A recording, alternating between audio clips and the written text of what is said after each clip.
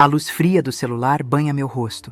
A única testemunha na penumbra desta sala que já foi cheia de risadas. Na tela, meu Ricardo, meu menino, está impecável em um terno que eu nunca toquei, sob luzes que nunca me aqueceram. Ele sorri para uma multidão de estranhos, um sorriso ensaiado, profissional, que não alcança os olhos que eu conheço tão bem. A voz dele, amplificada por microfones, preenche o silêncio da minha casa, mas soa como a de um estranho. Ele fala de superação, de vencer o impossível, de construir um império a partir do nada. A plateia aplaude, absorvendo cada palavra dele como um evangelho. E eu aqui no escuro apenas assisto, sentindo o peso de cada aplauso como se fossem pequenas pedras atiradas contra o vidro frágil da minha memória, que insiste em lembrar do menino que ele era, não do monumento que ele se tornou para o mundo. Então, ele faz uma pausa dramática, um truque que deve ter aprendido em algum curso de oratória. O rosto dele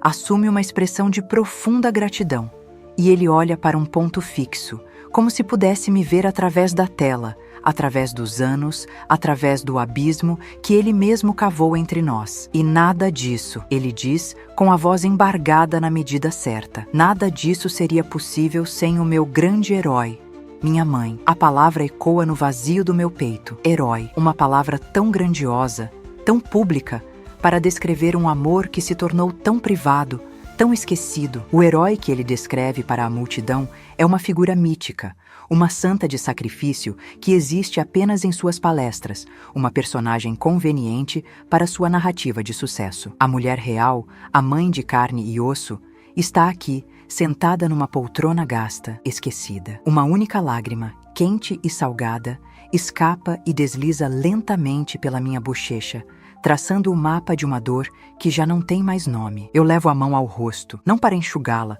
mas para sentir a sua umidade, a prova física de que ainda sou capaz de sentir algo além da espera. Sussurro para o silêncio que se tornou meu companheiro mais fiel, as palavras morrendo no ar pesado da sala. Herói, faz 10 anos que não ouço a sua voz. 10 anos. 365 dias multiplicados por 10. Uma década de aniversários sem um telefonema, de natais passados em frente a uma mesa posta para um, de uma esperança que foi morrendo lentamente, como uma planta que se esquece de regar. Ele fala do meu heroísmo para o mundo, mas me nega a simples humanidade de uma conversa, de um abraço. A pergunta que me assombra todas as noites, antes que o sono relutante me leve, ganha uma nova urgência. Por que, meu Deus?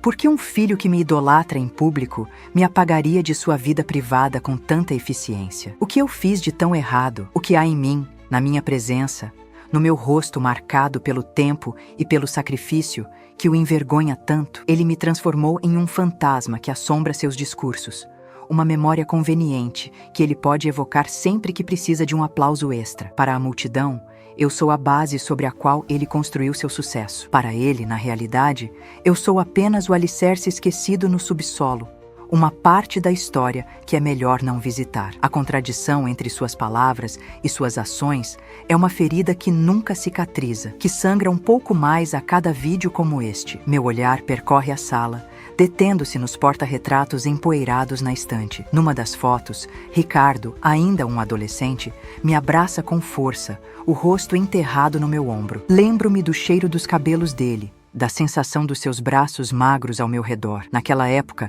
eu era o seu porto seguro, o seu mundo inteiro. Hoje, esta sala é um mausoléu de memórias, um testemunho silencioso de tudo o que foi perdido. O tic-tac do relógio na parede é como a contagem regressiva de um tempo que não volta mais. Cada segundo martelando a ausência dele, a solidão que ele me impôs. A luz do celular se apaga e a escuridão volta a me engolir por completo. Mas a imagem dele no palco, a voz dele me chamando de herói, continua queimando atrás das minhas pálpebras, um fogo que ilumina e destrói ao mesmo tempo. Eu me pergunto, enquanto o eco das suas palavras ainda ressoa em minha mente, se alguém no mundo consegue entender a profundidade dessa dor. É um tipo de luto estranho.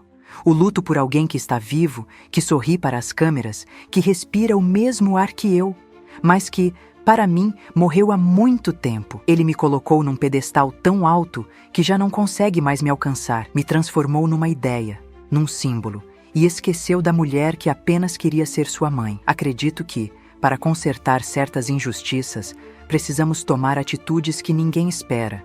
Atitudes que podem parecer drásticas. Você entenderia o que eu precisei fazer para quebrar o silêncio? Para mostrar a ele que heróis de verdade não vivem em discursos, mas sentem falta, choram e, acima de tudo, existem? Meu nome é Helena. E os 70 anos que carrego nos ombros pesam mais pelas ausências do que pela idade. As rugas no meu rosto não são apenas marcas do tempo. São o mapa de uma vida dedicada a construir uma família, a erguer pontes para que os meus pudessem atravessar. Fui esposa, tornei-me mãe, e essa foi a identidade que abracei com toda a minha alma. Meu mundo girava em torno do cheiro de bolo no forno, das roupas lavadas secando ao sol e, principalmente, do som da risada do meu filho, Ricardo, ecoando pelos corredores. A minha maior ambição sempre foi simples: ver minha família feliz e segura. Eu era o pilar, a rocha, aquela para quem todos corriam quando o mundo parecia desmoronar. Mal sabia eu que, um dia, a rocha também poderia se sentir erodida pela maré do esquecimento, deixada para trás na praia deserta da solidão. Houve um tempo em que esta casa pulsava vida. As paredes absorviam as histórias que eu contava para os meus netos. O chão de madeira sentia os passos apressados de Ricardo, vindo me pedir um conselho, e a cozinha era o coração de tudo, onde eu alimentava corpos e almas com a mesma dedicação. Eu não era apenas uma dona de casa. Eu era a guardiã das memórias, a engenheira da harmonia familiar. Minha alegria não vinha de grandes conquistas pessoais, mas dos pequenos triunfos daqueles que eu amava. Um boletim com notas boas, uma promoção no trabalho do meu marido, os primeiros passos dos meus netos. Cada uma dessas vitórias era minha também. Eu me sentia indispensável, não por orgulho, mas por amor. Era um amor que me preenchia, que dava sentido a cada manhã e a cada noite. Eu era a rainha de um pequeno, mas próspero, reino de afeto. Então, o castelo começou a ruir. Lembro-me da noite em que Ricardo chegou. Desabou na minha poltrona como um menino assustado, não como o homem de 35 anos que era. O negócio dele, seu grande sonho, havia falido. Ele chorava de um jeito que eu não via desde que ele era criança e ralava o joelho no paralelepípedo da rua. Seus ombros largos tremiam e o desespero em seus olhos era um abismo. Naquele momento, eu não vi um empresário fracassado. Eu vi meu filho, meu menino, precisando de mim. Meu coração de mãe não pensou duas vezes. A dor dele se tornou a minha dor e a missão de reerguê-lo se tornou o único propósito da minha existência. Eu o abracei, senti sua cabeça pesada no meu ombro e prometi, para ele e para mim mesma, que faríamos aquilo juntos, que eu não o deixaria afundar. Minhas palavras precisavam se transformar em ação. Na manhã seguinte, antes mesmo que o sol nascesse, eu abri a pequena caixa de veludo que guardava as joias da minha mãe, e da mãe dela antes dela, o colar de pérolas que usei no meu casamento, os brincos de esmeralda que meu pai deu à minha mãe, o anel de rubi que era a relíquia da família. Cada peça contava uma história. Era um elo tangível com o meu passado, com as mulheres fortes da minha linhagem. Vender aquilo foi como vender pedaços da minha própria identidade. Quando entreguei a pequena fortuna ao joalheiro, senti um frio na alma, mas ao colocar o dinheiro nas mãos de Ricardo e ver um vislumbre de esperança em seu rosto devastado, a dor da perda se transformou. Eu estava sacrificando meu passado para garantir o futuro dele, e para uma mãe não há escolha mais natural. Mas as joias não foram suficientes. A dívida era maior, o buraco era mais fundo. Foi então que peguei minha caderneta de poupança, aquela que eu alimentava com pequenas economias desde que me casei, o dinheiro do troco do pão, a pequena quantia que eu guardava de cada compra, o 13º salário que eu nunca gastava. Era o meu colchão de segurança, a promessa de uma velhice tranquila, sem depender de ninguém. Olhar para aqueles números era olhar para uma vida inteira de disciplina e pequenos sacrifícios. Zerei a conta sem hesitar. Entreguei a ele tudo o que eu tinha, cada centavo que me separava da incerteza do futuro. Ele prometeu que me devolveria cada tostão, mas eu não me importava com isso. Eu só queria devolver a ele a dignidade, a chance de começar de novo, de olhar para a própria família sem sentir o peso do fracasso. Com Ricardo e minha nora trabalhando de sol a sol para reconstruir o que haviam perdido, a casa deles precisava de um alicerce, e esse alicerce, mais uma vez, fui eu. Mudei-me, na prática, para a vida deles. Meus dias começavam antes do amanhecer, preparando o café da manhã dos meus netos pequenos e terminavam tarde da noite, depois de dar banho, contar histórias e garantir que eles dormissem em paz. Ninava os pequenos quando tinham febre, acalmava seus pesadelos, ensinava as primeiras letras. Minha própria casa ficou em segundo plano. Minhas amigas, meus pequenos prazeres, tudo foi colocado em pausa. Eu me tornei a engrenagem invisível que mantinha a máquina da família deles funcionando, permitindo que eles focassem exclusivamente em se reerguer. E eu não me arrependo de um único segundo, pois via nos olhos dos meus netos o amor mais puro. Agora, o contraste entre aquele tempo e o presente é uma ferida aberta. Aquela casa, que um dia foi meu segundo lar, hoje é um lugar que só visito em fotografias nas redes sociais. E a minha, esta casa, que antes era o quartel-general da família, tornou-se um santuário de silêncio. A poltrona onde Ricardo chorou está vazia. O telefone, que antes não parava de tocar com ele pedindo ajuda, agora acumula poeira. Um objeto inútil. O quarto que arrumei para os netos, com seus brinquedos antigos e desenhos pregados na parede, é um cômodo que evito entrar, pois a ausência de suas risadas é quase palpável, uma dor física. Ele dizia: "Mãe, eu te devo tudo." Depois, a frase mudou para: "Mãe, estou muito ocupado." E então, sem aviso, sem explicação, veio apenas o silêncio. Um silêncio ensurdecedor que já dura uma década. Ainda assim, mesmo com o coração pesado de mágoa, o que prevalece em mim é uma busca desesperada por entendimento. O ódio é um sentimento que nunca conseguiu criar raízes na minha alma. Em vez disso, passo horas olhando para um porta-retrato antigo na estante, um retrato de um dia feliz na praia. Nele, estamos todos sorrindo. Ricardo me abraça pela cintura, e a alegria em seus olhos é genuína. Minhas mãos, hoje trêmulas, contornam o rosto do meu menino naquela foto, e eu me pergunto onde ele se perdeu. O que aconteceu com aquele jovem grato, amoroso? Como o sucesso pôde construir um muro tão alto entre nós? Esse amor resiliente, que insiste em procurar o bem mesmo onde só encontra abandono, é a minha maior qualidade e talvez a minha maior fraqueza. Ele me impede de simplesmente virar a página. Se essa história tocar algo em você, se ela ressoa com algum sentimento que você já teve de dar tudo e sentir que foi esquecido, se inscreve aqui e me conta nos comentários o que você faria no meu lugar. Às vezes, a dor da solidão é tão grande que a gente só precisa saber que não está completamente sozinha nesse sentimento. Sua palavra pode ser o abraço que não recebo há tantos anos. Eu preciso saber que alguém, em algum lugar, entende essa mistura de amor e dor que tomou conta de todos os meus dias, de todas as minhas noites, de todos os meus pensamentos.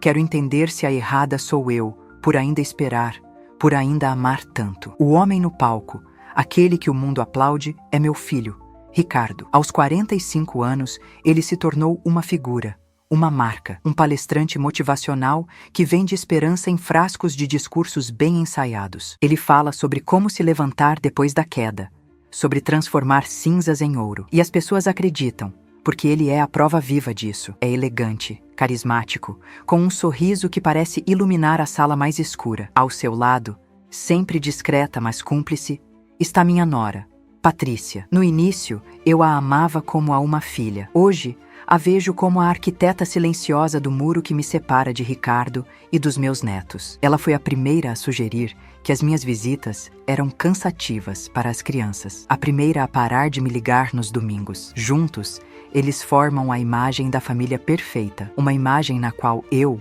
a matriarca que lhes deu a base, não me encaixo mais. A transformação não aconteceu da noite para o dia. Foi uma erosão lenta, sutil, como a água que desgasta a pedra mais dura ao longo de décadas. No começo, quando o sucesso começou a despontar, a gratidão ainda era presente. Ele me ligava para contar cada nova conquista, cada contrato fechado. "Conseguimos, mãe", ele dizia, e o plural me enchia de orgulho. Depois, o nós virou eu. As visitas de domingo se tornaram quinzenais, depois mensais, até se resumirem a um telefonema apressado no meu aniversário. Eu me tornei um item na agenda dele, sempre adiado. "Estou numa correria, mãe. Te ligo depois." O depois nunca chegava. Eu sentia, a cada ligação não retornada, a cada desculpa esfarrapada, que eu estava lentamente me tornando um fardo, uma obrigação da qual ele se esquivava com uma habilidade que eu nunca lhe ensinei. Levei anos para entender o verdadeiro motivo, a raiz podre por trás dessa negligência. Não era apenas a falta de tempo de um homem ocupado, era a vergonha, a minha presença,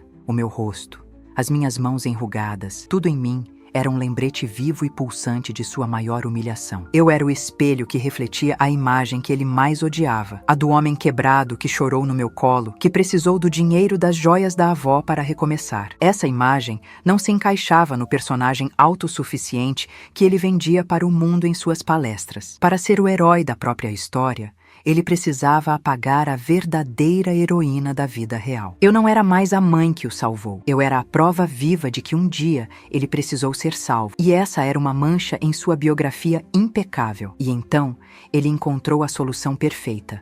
Uma forma cruel e engenhosa de me manter por perto, sem jamais precisar me tocar ou ouvir minha voz. Ele me transformou num mito. A mãe heroína de seus discursos é uma personagem perfeita. Ela é forte, abnegada e, o mais importante, silenciosa. Ela não cobra, não sente saudade, não precisa de um telefonema. Ela existe apenas no passado, como uma estátua de bronze num pedestal, servindo para ilustrar a sua jornada de superação. Descobrir isso foi como levar um soco no estômago. Eu não era mais uma pessoa para ele. Eu era uma ferramenta de marketing, um parágrafo emocionante em seu roteiro de sucesso. Ele me homenageava em público para justificar a sua ausência no privado, aplaudindo o meu fantasma para poder abandonar a minha carne e osso. A ficha caiu de vez no dia do meu aniversário de 65 anos. Eu esperei o dia todo por uma ligação. O telefone ficou mudo. Com o coração apertado, criei coragem e liguei para o celular dele. Quem atendeu não foi ele, mas uma voz jovem e profissional que se apresentou como sua assistente. O senhor Ricardo está em reunião, não pode ser interrompido. Eu insisti. Disse que era a mãe dele, que era meu aniversário. Ela apenas repetiu a frase, com uma frieza protocolar. Desliguei e chorei como uma criança. Horas depois, uma vizinha me mostrou no celular uma foto que minha nora havia acabado de postar. Ricardo e ela sorrindo, brindando com taças de champanhe em um restaurante caríssimo. A legenda dizia, celebrando uma grande conquista. O futuro é brilhante. Naquele momento, eu entendi que a minha importância na vida dele era menor do que uma grande conquista qualquer. Aquela imagem, a do meu filho celebrando enquanto eu chorava sozinha, foi o ponto final da minha inocência. Foi a constatação de que o amor que eu sentia não era mais recíproco. Talvez fosse apenas uma conveniência. Uma memória útil. O carinho que ele demonstrava em público era uma performance cuidadosamente calculada para manter sua imagem intacta. Você já confiou em alguém de olhos fechados, a ponto de entregar tudo o que tinha para depois descobrir que essa pessoa estava apenas atuando o tempo todo? É uma dor que nos cega por dentro, que nos faz duvidar de cada memória, de cada palavra de afeto que um dia recebemos. É como descobrir que o chão firme, onde você construiu sua vida, era, na verdade, areia movediça. Cada manhã começa com o mesmo ritual de esperança e desapontamento. Antes mesmo de abrir os olhos por completo, o primeiro pensamento que se forma na minha mente é uma pergunta silenciosa. Será que é hoje? Me levanto e vou até a sala, onde o telefone descansa sobre uma mesinha de canto, como um bibelô inútil. Passo um pano para tirar a poeira da noite, verifico se há sinal, coloco-o no ouvido só para ter certeza de que o som da linha está ali. É uma rotina tola, eu sei, mas é a única coisa que me conecta à possibilidade, por mais remota que seja, de ouvir a voz dele novamente. O resto do dia se desenrola em torno desse ponto de espera. Cada carro que passa mais devagar na rua, cada vez que o interfone do vizinho toca, meu coração dá um salto. É uma tortura que eu mesma me imponho. Essa vigília por alguém que nem sabe que está sendo esperado. Às vezes, do nada, uma memória me assalta com a força de uma onda. Outro dia, eu estava olhando pela janela e vi um pai ensinando a filha a andar de bicicleta. De repente, fui transportada para 35 anos atrás, no parque perto de casa. Senti o guidão da pequena bicicleta do Ricardo nas minhas mãos. A força que eu fazia para mantê-la equilibrada. Ouvi a vozinha dele, cheia de pânico e excitação, gritando: "Não solta, mãe! Não solta!" E eu, rindo, respondia com toda a certeza do meu coração: "Eu nunca vou te soltar, meu filho. Nunca." Que ironia cruel do destino. Eu cumpri a minha promessa. Eu nunca o soltei. nem mesmo quando ele faliu, nem quando ele precisou de mim dia e noite. Foi ele quem soltou a minha mão, sem nem olhar para trás, me deixando aqui, desequilibrada, tentando aprender a me manter de pé sozinha. O olfato é o gatilho mais traiçoeiro da saudade. Semana passada, senti uma vontade inexplicável de fazer lasanha à bolonhesa, o prato preferido dele desde criança. Enquanto eu montava as camadas de massa, molho e queijo, quase podia ouvi-lo dizendo: "Capricha no queijo, mãe." O cheiro que se espalhou pela casa era o cheiro da minha família, de domingos felizes, de casa cheia. Por um momento, a solidão pareceu recuar. Coloquei a mesa com 2 pratos, um para mim, outro para ele, um ato quase inconsciente, movido pela força do hábito. Sentei-me para comer e o silêncio da cadeira vazia à minha frente era ensurdecedor. Cada garfada descia com dificuldade. A comida, que antes era sinônimo de amor e união, agora tinha o gosto amargo da ausência. Não consegui terminar de comer. Guardei tudo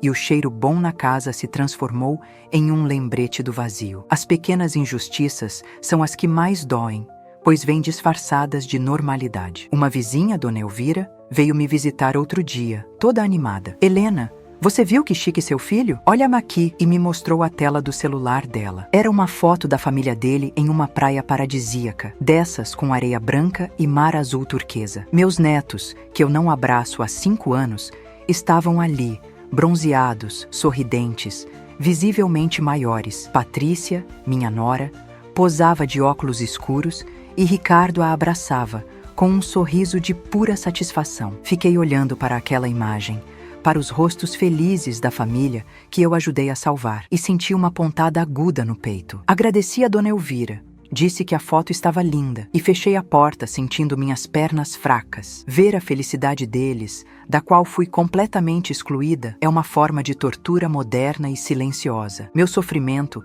não é inveja do dinheiro ou do luxo das viagens. Que Deus os abençoe e lhes dê o mundo, se é isso que os faz felizes. A minha dor vem da constatação fria do meu papel na vida deles. Eu fui a balsa de resgate. Fui útil enquanto o navio deles afundava. Eu os mantive flutuando, sacrifiquei minha própria segurança. Remei com a força dos meus braços até que eles chegassem em terra firme. Assim que pisaram na areia segura do sucesso, eles me deixaram para trás na balsa furada, acenando de longe, como se eu fosse uma estranha que lhes prestou um favor. Eu fui a solução para um problema. Resolvido o problema, a solução se tornou descartável. Essa é a verdade que me consome. Meu amor foi tratado como um serviço, com prazo de validade. Na parede do meu quarto, há uma foto antiga dele, recém-formado na faculdade. Lembro-me do dia em que ele me entregou o diploma e disse com os olhos brilhando de lágrimas e sonhos: "Mãe, um dia eu vou te dar tudo o que você merece. Vou te levar para viajar, para conhecer o mundo. Você nunca mais vai precisar se preocupar com nada." Naquele momento, a sinceridade em sua voz era palpável. Ele era um menino bom, grato, que reconhecia o meu esforço. Hoje, ele tem o mundo aos seus pés, mas parece ter se esquecido da plataforma de onde partiu. Aquela promessa se perdeu em meio a contratos, palestras e viagens para paraísos distantes. A preocupação que ele prometeu me tirar foi substituída por outra, muito pior: a preocupação de morrer sem entender por que fui esquecida. Semana passada, precisei ir ao médico para um check-up de rotina. Fui sozinha, como sempre. Na recepção, a atendente me entregou uma ficha para atualizar meus dados. Nome do contato de emergência e telefone, dizia o campo. Minha mão, segurando a caneta, parou no ar. O que eu deveria escrever ali? O nome do meu filho? Seria uma mentira. Em uma emergência real, eu provavelmente falaria com a assistente dele, que me diria que ele está em reunião. Por um instante, pensei em deixar em branco, mas o constrangimento foi maior. Escrevi o nome de Ricardo, o telefone do escritório dele. Aquele ato simples, burocrático, materializou a minha solidão de uma forma avassaladora. Eu era oficialmente uma ilha. Uma mulher de 70 anos, cujo contato de emergência era, na prática, uma miragem. Remexendo em caixas antigas no sótão em busca de um documento, encontrei um pequeno tesouro que eu nem lembrava mais que existia. Uma caixa de sapatos amarrada com um barbante e, dentro dela, dezenas de cartas que Ricardo me escreveu quando tinha 10 anos, durante um acampamento escolar. Minhas mãos trêmulas abriram um dos envelopes amarelados. A caligrafia infantil, desajeitada, encheu a página. "Mamãe, estou com muita saudade. A comida daqui não é igual à sua. Eu te amo mais que tudo no mundo.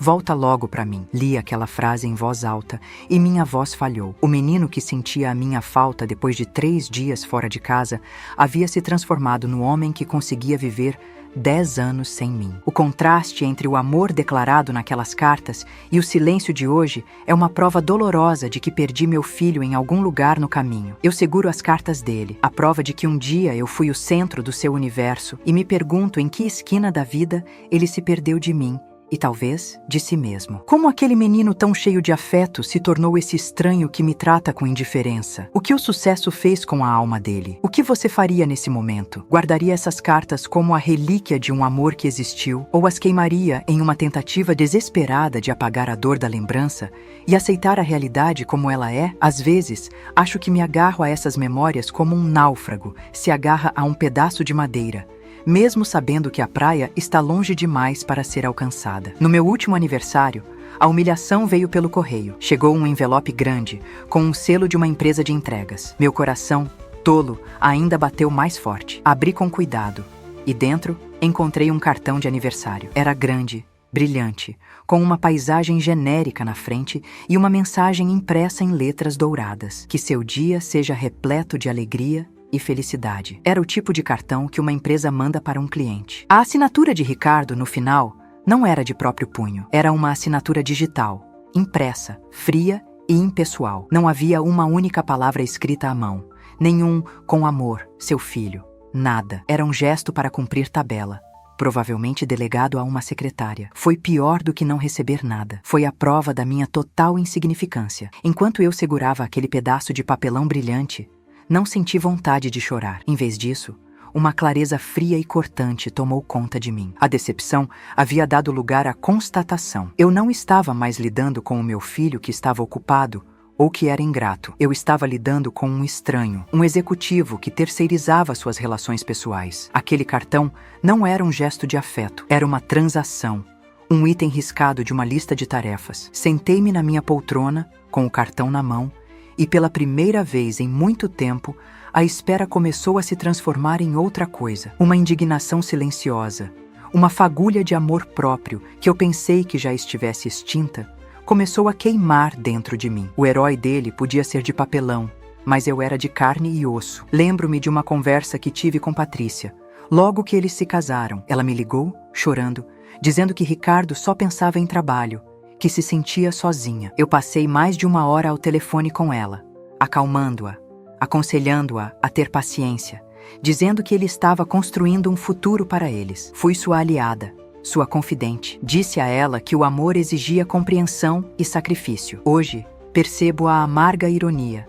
Ela, que um dia se queixou da ausência dele, hoje é a guardiã dessa mesma ausência em relação a mim. Foi ela quem atendeu o telefone uma das últimas vezes que liguei, dizendo que eles estavam precisando de espaço. Eu, que a acolhi como filha, fui tratada como uma intrusa na fortaleza que eles construíram com a minha ajuda. Às vezes, nas longas horas da madrugada, quando o sono não vem, eu me culpo. Será que eu errei em algum ponto? Será que, ao me sacrificar tanto, eu o ensinei que meu amor era incondicional, a ponto de não precisar ser retribuído? Ao me doar por completo, será que me anulei, mostrando a ele que minhas necessidades, meus sentimentos, não importavam? Talvez, na minha ânsia de ser a mãe perfeita, a heroína, eu tenha criado um filho que via meu amor não como uma troca, mas como um recurso inesgotável, como a água que sai da torneira, algo que simplesmente está ali, sempre, disponível, sem que se precise pensar em como ou por quem foi providenciado. É um pensamento terrível, essa possibilidade de ter sido,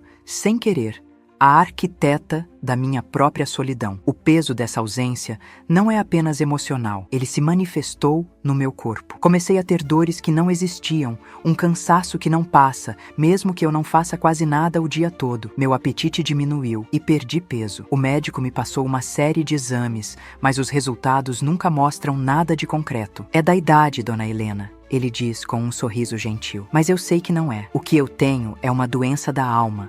Um definhamento causado pela falta de afeto, pelo sentimento de ter me tornado invisível para a pessoa mais importante da minha vida. É um luto em vida, e meu corpo está apenas reagindo ao luto, entregando os pontos lentamente, cansado de lutar contra uma dor que não tem remédio. Mas a dor, quando se acumula por tempo demais, pode se transformar. A tristeza que me paralisou por anos está dando lugar a uma nova sensação. É algo que se assemelha a uma resolução, uma certeza de que a espera passiva precisa terminar. Olho para o telefone empoeirado, não mais com a esperança de que ele toque, mas com a convicção de que a resposta não virá dele. A narrativa da minha vida foi sequestrada por meu filho, transformada em uma anedota em suas palestras. E eu sinto, com uma força que me surpreende, que está na hora de eu mesma pegar a caneta e escrever o meu próprio final. O silêncio que me foi imposto está prestes a ser quebrado, não por um grito de raiva,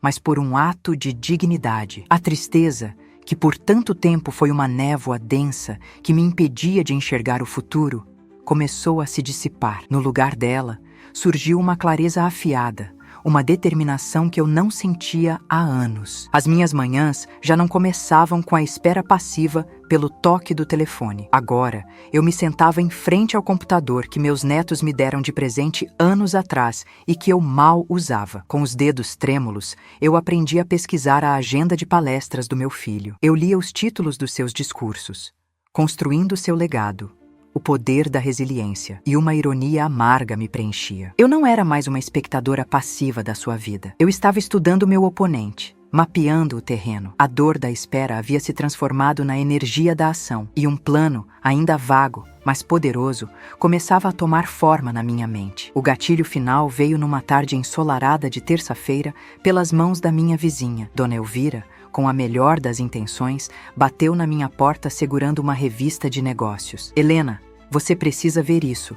Seu filho está na capa. Ali estava ele, Ricardo, sorrindo com a confiança de um rei, a foto ocupando a página inteira. O título dizia: O homem que transformou o fracasso em um império. Meu coração afundou, mas eu continuei lendo a matéria. Em um dos parágrafos, o jornalista o elogiava e citava Ricardo diretamente. Eu devo tudo isso à minha base, à minha inspiração, minha mãe, uma grande heroína. Ver aquela mentira impressa, eternizada em papel couché para que o país inteiro lesse, foi diferente de ouvi-la em um vídeo. Era a oficialização da minha inexistência, a minha transformação final em uma peça de ficção. Naquele instante, algo dentro de mim se quebrou e se reconstruiu, mais forte e mais afiado do que antes. Segurei a revista com as mãos firmes, para que Dona Elvira não notasse o meu tremor. Agradeci.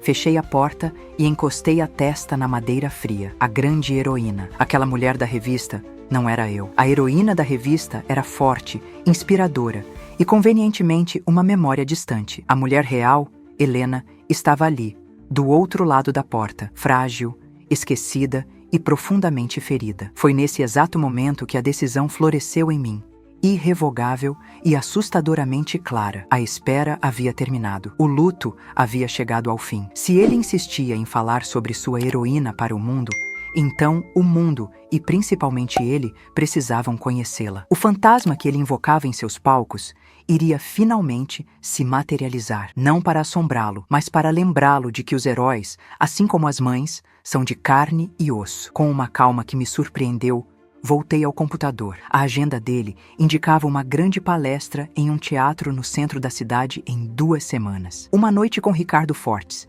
Desperte o gigante interior. O nome era tão grandioso e vazio quanto o homem que ele havia se tornado. Com o cartão de débito que uso para minhas pequenas compras de supermercado, eu comprei um ingresso, o assento mais barato, na última fila do mezanino. O clique do mouse confirmando a compra soou como um tiro de largada na minha cabeça. Um medo gelado percorreu minha espinha. O que eu estava fazendo? Mas, sobrepondo-se ao medo, havia um sentimento de propósito, uma sensação de que eu estava finalmente tomando as rédeas da minha própria história. Depois de uma década sendo um ponto final, eu me tornaria uma vírgula, uma interrupção, um novo parágrafo. As noites que se seguiram foram povoadas por pesadelos e dúvidas. Eu acordava no meio da madrugada, o coração acelerado, a respiração curta. Ele é meu filho, uma voz dentro de mim sussurrava. Como posso fazer isso com ele? Eu me levantava e ia até a estante. Pegava o porta-retrato dele criança, com um sorriso banguela, e os olhos cheios de confiança em mim. O amor de mãe é uma força teimosa que sobrevive ao abandono, à humilhação. Por um momento, pensei em desistir, em rasgar o ingresso, em voltar para a minha resignação silenciosa. Mas então eu olhava para o meu reflexo no vidro da fotografia, para a mulher envelhecida e triste que me encarava de volta.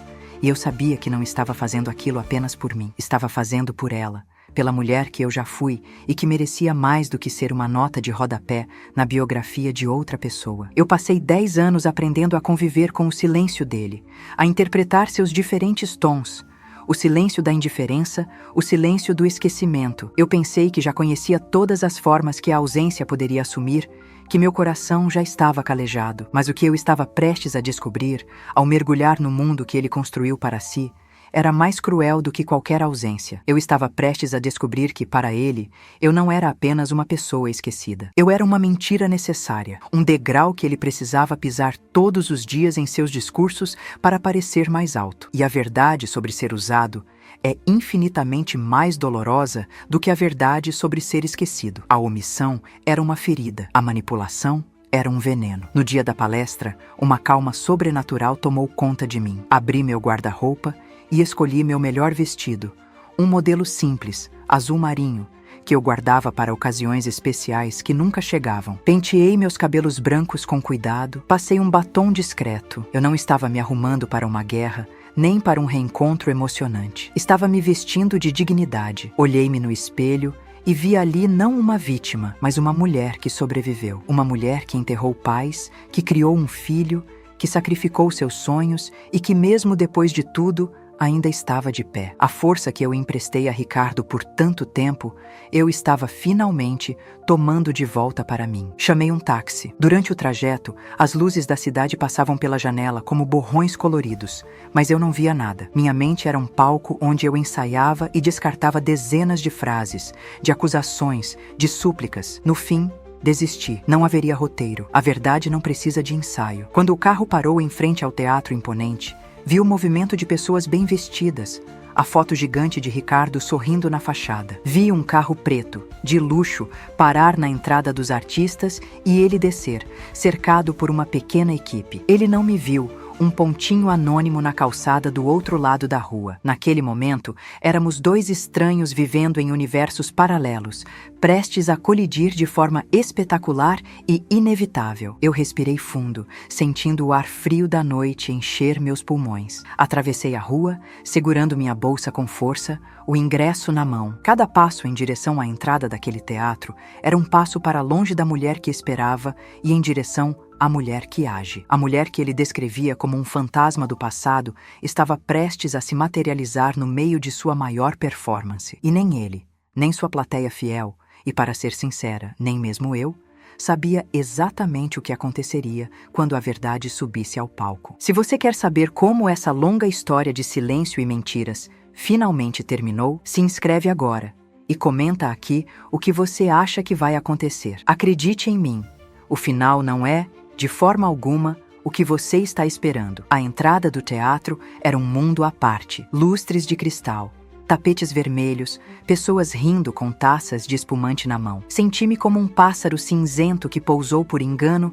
em meio a um bando de pavões coloridos. Encolhi-me no meu vestido azul marinho, segurando minha bolsa como um escudo, e mostrei meu ingresso a uma moça de sorriso profissional. Ela me indicou o caminho para o mezanino, para as últimas fileiras, o lugar dos anônimos. Subi as escadas lentamente, cada degrau aumentando a distância entre o meu mundo e o dele. Encontrei meu assento, um lugar no canto, de onde o palco parecia distante, minúsculo. Quando as luzes se apagaram, a escuridão me acolheu como uma velha amiga, e eu me tornei apenas mais um ponto invisível na multidão que aguardava ansiosamente pelo seu ídolo, pelo meu filho. Uma música vibrante explodiu nos alto-falantes, e sob um facho de luz branca, Ricardo surgiu no palco. A plateia irrompeu em aplausos ensurdecedores. De longe, ele parecia ainda mais perfeito, uma figura esculpida pela luz e pela admiração. Ele abriu os braços, absorvendo a energia da multidão, e começou a falar. Sua voz, que eu só ouvia em vídeos, agora preenchia o mesmo espaço que eu, mas soava metálica, impessoal. Ele falava de sonhos, de propósito, de não aceitar um não, como resposta. Eram palavras bonitas, mas vazias para mim. Eu não reconhecia ali o menino que dividia seus medos comigo no café da manhã. Aquele homem no palco era um produto, uma marca, e seu discurso era o manual de instruções para um sucesso que, pelo visto, cobrava um preço alto demais, a própria alma. Então, ele chegou ao clímax de sua narrativa, o momento que a plateia tanto esperava, a história de sua queda e ressurreição. E, como um ator no ponto alto de sua performance, ele começou a falar de mim. Eu não estaria aqui hoje se não fosse por uma mulher, minha grande heroína, minha mãe. Ele narrou a história do meu sacrifício, transformando minhas noites sem dormir, minhas joias vendidas e minhas economias de uma vida em uma anedota inspiradora. A plateia ouvia, comovida. Vi pessoas ao meu lado enxugando os olhos, tocadas pela história do filho grato. Mas as minhas lágrimas, que começaram a escorrer silenciosamente no escuro, não eram de comoção. Eram de uma desilusão fria, cortante. Ele havia roubado a minha dor e a estava vendendo como inspiração, lucrando com a minha história, enquanto me negava um lugar nela. A palestra terminou sob uma ovação de pé. Ricardo curvou-se, agradeceu, o rosto brilhando de suor e triunfo. Agora, eu gostaria de abrir para algumas perguntas, ele anunciou, e as luzes da plateia se acenderam parcialmente. Imediatamente, algumas pessoas se levantaram e formaram filas em 2 microfones posicionados nos corredores. Eram jovens, a maioria, com os olhos brilhando de admiração, ansiosos por uma fórmula mágica, uma dica, qualquer coisa que os aproximasse daquele palco iluminado. Meu coração batia descompassado no peito, um tambor anunciando a batalha. Era agora ou nunca. O medo me dizia para ficar sentada, para ir embora, para voltar para o meu silêncio. Mas a mulher no espelho, a mulher que eu decidi honrar, me deu forças para me levantar. Ficar de pé foi o ato mais difícil da minha vida. Minhas pernas, fracas pela idade e pelo nervosismo, tremeram. Comecei a minha lenta jornada, descendo os degraus do mezanino, atravessando o corredor dos fundos e finalmente entrando no corredor principal, em direção a um dos microfones. As pessoas na fila olhavam para mim, uma senhora de cabelos brancos com uma mistura de curiosidade e impaciência. Eu não olhei para ninguém. Meu foco estava fixo em um único ponto, a figura iluminada no palco. Cada passo era uma pequena vitória contra uma década de invisibilidade. Eu podia sentir os olhares da plateia se voltando para mim, o murmúrio diminuindo. O ar ficou pesado de expectativa. Eu não estava mais anônima. Eu era a interrupção, o imprevisto. Quando finalmente cheguei ao microfone, minha mão gelada o agarrou com uma força que eu não sabia que tinha. Era frio, pesado. Olhei para o palco e Ricardo me notou. Ele estava sorrindo. Um sorriso paciente de quem está acostumado a ser o centro das atenções, esperando pela próxima pergunta que, sem dúvida, massagearia ainda mais seu ego. Ele apertou os olhos, forçando a vista para me enxergar na penumbra. Por um segundo, vi um lampejo de confusão em seu rosto, talvez pela minha idade, tão diferente do seu público usual. O teatro, que antes vibrava com aplausos e conversas, mergulhou em um silêncio absoluto, denso. Todos os celulares que antes gravavam o palco, agora estavam virados para mim. Naquele instante, o tempo pareceu parar. Respirei fundo, sentindo o ar entrar e sair dos meus pulmões. E então, eu falei. Minha voz saiu mais firme do que eu esperava, trêmula no início, mas ganhando força a cada palavra. A acústica do teatro a amplificou, fazendo-a ecoar em cada canto, impossível de ser ignorada. Eu não gritei, eu não o acusei de nada, eu não listei minhas mágoas. Eu apenas fiz uma pergunta, simples e direta, carregada com o peso de 10 anos de silêncio. Ricardo, comecei. E o uso de seu nome, sem nenhum título, já causou um estranhamento. Meu filho, você fala com tanto amor sobre o seu herói. Eu só queria saber quando foi a última vez que você visitou o seu. A palavra filho pairou no ar, carregada de uma intimidade que quebrou completamente a atmosfera profissional do evento. O efeito daquelas palavras foi imediato e devastador. O sorriso de Ricardo não se desfez. Ele congelou, como uma máscara de gesso que de repente se rachou em 1000 pedaços. A cor sumiu de seu rosto. Seus olhos, antes brilhantes e confiantes, se arregalaram em uma sequência de emoções cruas e sem filtro. Primeiro, o choque da interrupção. Depois, a incredulidade do reconhecimento. E, finalmente, o puro e abjeto terror de ser desmascarado. O palestrante motivacional desapareceu. E em seu lugar, sob o mesmo holofote, estava apenas um homem, Um filho, pego em sua própria mentira. O silêncio na plateia tornou-se pesado, palpável, um vácuo ensurdecedor. O herói de sua narrativa havia se tornado real, e a farsa estava exposta para todos verem. Ele ficou ali, paralisado, a boca entreaberta, incapaz de formular uma única palavra. O silêncio dele no palco foi a resposta mais alta e clara que eu poderia ter recebido em 10 anos. Sussurros começaram a se espalhar pela plateia como um incêndio em folha seca. Eu não precisava ouvir uma desculpa, uma justificativa. A verdade estava ali, exposta na humilhação pública dele. Com a mesma calma com que cheguei, recoloquei o microfone em seu pedestal, dei as costas para o palco e comecei a caminhar de volta, subindo o corredor. Eu não olhei para trás. Eu não precisava. Eu não sei se você teria coragem de fazer o mesmo,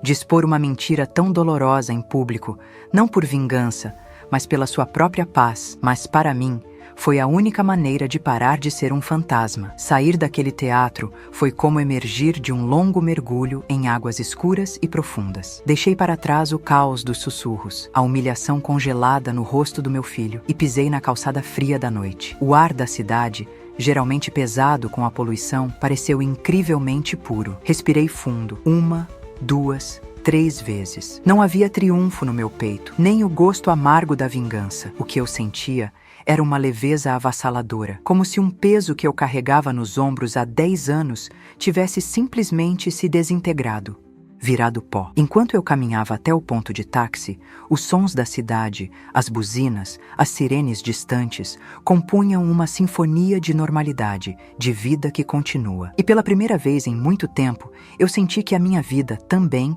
poderia finalmente continuar. O trajeto para casa foi feito em um silêncio absoluto. Eu não chorei, apenas observei as luzes dos postes passando, uma após a outra, marcando o meu caminho de volta para mim mesma. Quando abri a porta da minha casa, o silêncio que me recebeu era diferente. Não era mais o silêncio opressivo da solidão e da espera. Era um silêncio pacífico, de um lugar que finalmente voltava a ser um lar, e não uma sala de espera. Fui até a cozinha e preparei uma xícara de chá de camomila, minhas mãos firmes e seguras. O calor da caneca aquecendo minhas palmas, o aroma suave da erva. Eram sensações simples, pequenas, mas que naquele momento pareciam as coisas mais importantes do mundo. Eu estava de volta ao meu corpo, de volta à minha vida, de volta ao presente. Naquela noite, eu não recebi um telefonema. Não houve um pedido de desculpas desesperado, nem uma tentativa de reconciliação, e eu também não o esperava. A verdade é que, ao fazer aquela pergunta, eu não estava buscando uma reação dele. Estava decretando o fim da minha própria espera. Eu não precisava mais que ele me reconhecesse para que eu pudesse existir. Meu ato não foi um pedido de amor, foi uma declaração de independência. Eu entendi, naquele teatro lotado, que a reconciliação que eu mais precisava não era com ele, mas comigo mesma. Precisava me reconciliar com a mulher que eu havia abandonado em nome de uma esperança vã, a mulher que merecia respeito, começando pelo meu próprio. Eu não ganhei meu filho de volta naquele dia. Talvez o tenha perdido para sempre, mas recuperei algo infinitamente mais precioso: a minha própria história. Por uma década, ele foi o narrador da minha vida, me transformando em uma personagem secundária em seu conto de fadas de sucesso. Ele usou meus sacrifícios, minha dor, como se fossem dele. Ao me levantar e falar, eu tomei a caneta de suas mãos. Eu me tornei, novamente, a autora da minha jornada. Minha história não era mais sobre um filho ingrato, mas sobre uma mulher que encontrou sua voz. Não era mais sobre abandono, mas sobre autovalorização. E essa mudança de perspectiva foi a cura para uma ferida que eu pensava que jamais cicatrizaria. Aprendi, da forma mais dura, o verdadeiro significado de heroísmo. Um herói não é alguém que é aplaudido em um palco por uma multidão de estranhos. Não é uma imagem construída com discursos ensaiados e histórias convenientes. Heroísmo não é sobre grandes feitos públicos, mas sobre pequenas escolhas privadas. É sobre a coragem de ser honesto, a força de ser gentil, a dignidade de assumir a responsabilidade por nossas ações, especialmente quando ninguém está olhando. Um herói de verdade não precisa que o mundo o reconheça. Ele dorme em paz com as próprias escolhas, com a consciência tranquila de que fez o que era certo e não apenas o que era conveniente. Hoje, estou sentada na mesma poltrona onde derramei tantas lágrimas. Mas não é noite, é manhã. A luz do sol entra pela janela, quente e generosa, iluminando meu rosto. Eu não choro mais. Há uma serenidade no meu olhar que eu não reconhecia há muito tempo. O telefone continua silencioso, mas isso já não me importa. Eu olho para o meu jardim, para as flores que comecei a cultivar, e sinto uma paz profunda. Naquele dia no teatro, eu não recuperei um filho, mas salvei uma mãe, salvei a mim mesma. E depois de 10 anos, com a minha história de volta em meu peito, onde ela sempre pertenceu, eu finalmente, de verdade, voltei a dormir em paz.